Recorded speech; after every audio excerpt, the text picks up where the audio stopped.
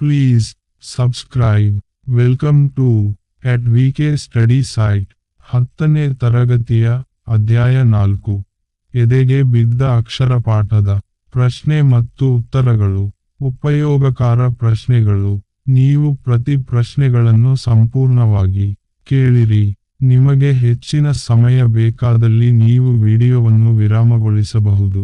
ನಿಮಗೆ ಶುಭವಾಗಲಿ ಎಂದು ಹಾರೈಸುತ್ತೇನೆ. ನೀವು ಸಿದ್ಧರಿದ್ದೀರಾ? ಪ್ರಾರಂಭಿಸೋಣ. ಕವಿ ಪರಿಚಯ. ಕವಿಗಳ ಹೆಸರು: ದೇವನೂರ ಮಹಾದೇವ. ದೇವನೂರ ಮಹಾದೇವ ಇವರು ಕ್ರಿ. ಶ. 1948 ರಲ್ಲಿ ಮೈಸೂರು ಜಿಲ್ಲೆಯ ನಂಜನಗೂಡು ತಾಲೂಕಿನ ದೇವನೂರಲ್ಲಿ ಜನಿಸಿದರು. ಇವರು ದ್ಯಾವನೂರು, ಒಡಲಾಳ, ಗಾಂಧಿ ಮತ್ತು ಮಾವೋ, ನಂಬಿಕೆಯ ನೆಂಟ, ನೋಡು ಮತ್ತು ಕೂಡು, ಎದೆಗೆ ಬಿದ್ದ ಅಕ್ಷರ ಮೊದಲಾದ ಕೃತಿಗಳನ್ನು ರಚಿಸಿದ್ದಾರೆ. ಇವರು ಕೇಂದ್ರ ಸಾಹಿತ್ಯ ಅಕಾಡೆಮಿ ಪ್ರಶಸ್ತಿ, ಭಾರತೀಯ ಭಾಷಾ ಪರಿಷತ್ ಪ್ರಶಸ್ತಿ, ಕರ್ನಾಟಕ ರಾಜ್ಯೋತ್ಸವ ಅಕಾಡೆಮಿ ಪ್ರಶಸ್ತಿಗಳಿಗೆ ಭಾಜನರಾಗಿದ್ದಾರೆ. ಇದರ ಮುಂದೆ ಬರುವುದು ಒಂದೊಂದು ವಾಕ್ಯದಲ್ಲಿ ಉತ್ತರಿಸುವ ಪ್ರಶ್ನೆಗಳು. 7. 1. ಇಂದಲ್ಲ ನಾಳೆ ಫಲ ಕೊಡುವ ಅಂಶಗಳಾವುವು? ಭೂಮಿಗೆ ಬಿದ್ದ ಬೀಜ, ಎದೆಗೆ ಬಿದ್ದ ಅಕ್ಷರ ಇಂದಲ್ಲ ನಾಳೆ ಫಲ ಕೊಡುವ ಅಂಶಗಳಾಗಿವೆ. 2. ಮನೆಮಂಚಮ್ಮ ಯಾರು? ಮನೆಮಂಚಮ್ಮ ಗ್ರಾಮದೇವತೆ. 3. ಮನೆ ಮಂಚಮ್ಮನ ಕತೆ ಹೇಳಿದ ಕವಿ ಯಾರು? ಮನೆ ಮಂಚಮ್ಮನ ಕತೆ ಹೇಳಿದ ಕವಿ ಸಿದ್ಧಲಿಂಗಯ್ಯ. 4. ಶಿವಾನುಭವ ಶಬ್ದಕೋಶ ಪುಸ್ತಕ ಬರೆದವರು ಯಾರು? ಶಿವಾನುಭವ ಶಬ್ದಕೋಶ ಪುಸ್ತಕ ಬರೆದವರು ಫ. ಗು. ಹಳಕಟ್ಟಿಯವರು. 5. ವಚನಕಾರರಿಗೆ ಯಾವುದು ದೇವರಾಗಿತ್ತು?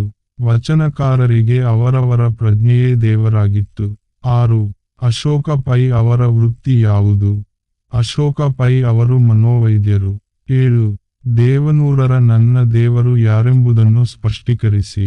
ಚಾವಣಿ ಇಲ್ಲದ ಗುಡಿಯಲ್ಲಿ ಕಾರುಣ್ಯ ಸಮತೆಯ ಬುದ್ಧನನ್ನು ಇಟ್ಟರೆ ಅದೇ ನನ್ನ ದೇವರಾಗುತ್ತದೆ ಎಂದು ದೇವನೂರ ಮಹಾದೇವ ಅವರು ನನ್ನ ದೇವರು ಯಾರು ಎಂಬುದನ್ನು ಸ್ಪಷ್ಟೀಕರಿಸುತ್ತಾರೆ. ಇದರ ಮುಂದೆ ಬರುವುದು 2-3 ವಾಕ್ಯದಲ್ಲಿ ಉತ್ತರಿಸುವ ಪ್ರಶ್ನೆಗಳು. 2. 1. ಅಶೋಕ ಪೈ ಹೇಳಿದ ಸಂಶೋಧನಾ ಸತ್ಯವೇನು? ಯಾವುದೇ ಒಂದು ಜೀವಿಗೆ ಆಗುವ ದುಃಖ, ದುಮ್ಮಾನ, ಸಂತೋಷಗಳು ಪರಿಸರದ ಎಲ್ಲ ಜೀವಿಗಳಲ್ಲಿ ಅಂತಹ ಅನುಭವಗಳನ್ನು ಉಂಟು ಮಾಡುತ್ತದೆ. ಈ ಪರಿಣಾಮದಿಂದ ಮಾನವ ಕುಲವೆಲ್ಲವೂ ಒಂದೇ ಎಂದು ತಿಳಿಯಬಹುದು. ಇದು ಅಶೋಕ ಪೈಯವರ ಸಂಶೋಧನಾ ಸತ್ಯವಾಗಿದೆ. 2. ವಚನಕಾರರ ದೃಷ್ಟಿಯಲ್ಲಿ ಅರಿವು ಎಂದರೆ ಏನು? ವಿವರಿಸಿ. ವಚನಕಾರರ ದೃಷ್ಟಿಯಲ್ಲಿ ಅರಿವು ಎಂದರೆ ತನ್ನಷ್ಟಕ್ಕೆ ತಾನು ಇರುವ ಕೇವಲ ತಿಳುವಳಿಕೆ, ಜ್ಞಾನ ಮಾತ್ರ ಅಲ್ಲ. ಅದು ಕ್ರಿಯೆಯ ಅನುಭವದಿಂದ ಒಡಮೂಡುವುದು. ಅದು ಕೇಳಿ ತಿಳಿದಿದ್ದಲ್ಲ, ಕ್ರಿಯೆಯಲ್ಲಿ ಮೂಡಿದ ತಿಳುವಳಿಕೆ. ಅದು ತರ್ಕವಲ್ಲ, ನಡೆಯಿಂದ ನುಡಿ ಹುಟ್ಟಿದರೆ ಅದು ಅರಿವು. ಇದರ ಮುಂದೆ ಬರುವುದು ಸಂದರ್ಭದೊಡನೆ ಸ್ವಾರಸ್ಯ ವಿವರಣೆ. 4. 1. ಹಾಗಾದರೆ ಎಲ್ಲರಿಗೂ ಮನೆ ಆಗುವವರೆಗೆ ನನಗೂ ಮನೆ ಬೇಡ. ಆಯ್ಕೆ: ಈ ವಾಕ್ಯವನ್ನು ದೇವನೂರು ಮಹಾದೇವ ಅವರು ರಚಿಸಿರುವ ಎದೆಗೆ ಬಿದ್ದ ಅಕ್ಷರ ಕೃತಿಯಿಂದ ಆಯ್ದ ಎದೆಗೆ ಬಿದ್ದ ಅಕ್ಷರ ಎಂಬ ಗದ್ಯಪಾಠದಿಂದ ಆರಿಸಲಾಗಿದೆ. ಸಂದರ್ಭ: ಲೇಖಕರು ಸಮಾನತೆ, ಪ್ರಜ್ಞೆ, ಕಾರುಣ್ಯಗಳು ಜನರಲ್ಲಿ ಜಾಗೃತವಾಗಬೇಕೆಂದು ಹೇಳುವ ಸಂದರ್ಭದಲ್ಲಿ ಈ ಮೇಲಿನ ಮಾತು ಬಂದಿದೆ. ಸ್ವಾರಸ್ಯ: ಅಂತರಂಗದ ಹೊಂದಾಣಿಕೆಯಿಂದ ಮಾತ್ರ ಸಮಾನತೆ, ಸಾಮರಸ್ಯ ಸಾಧ್ಯ. ಅದಕ್ಕಾಗಿ ಹೋರಾಡಿದ ಮಹನೀಯರ ದಾರಿಯಲ್ಲಿ ಜಾಗತೀಕರಣವನ್ನು ರೂಪಿಸಬೇಕಾಗಿದೆ. ಕಾರುಣ್ಯ, ಸಮತೆ, ಪ್ರಜ್ಞೆಗಳೇ ದೇವರು. ಅವು ಜಾಗೃತವಾಗಬೇಕೆಂಬುದು ಬಹುಸ್ವಾರಸ್ಯಪೂರ್ಣವಾಗಿ ಮೂಡಿಬಂದಿದೆ. ಈ ಮೇಲಿನ ಪ್ರಶ್ನೆಯ ಆಯ್ಕೆ, ಸಂದರ್ಭ ಮತ್ತು ಸ್ವಾರಸ್ಯಗಳು.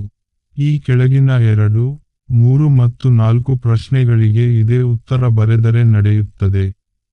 2. ಯಾವ ಜೀವಿಯೂ ತನ್ನಷ್ಟಕ್ಕೆ ತಾನಿಲ್ಲ. 3. ಅವರಿಗೆ ಅವರವರ ಪ್ರಜ್ಞೆಯೇ ದೇವರಾಗಿತ್ತು. 4.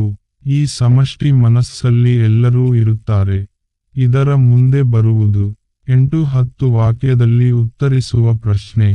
1. ಕವಿ ಸಿದ್ಧಲಿಂಗಯ್ಯನವರು ಹೇಳಿದ ಕಥೆಯನ್ನು ಬರೆಯಿರಿ.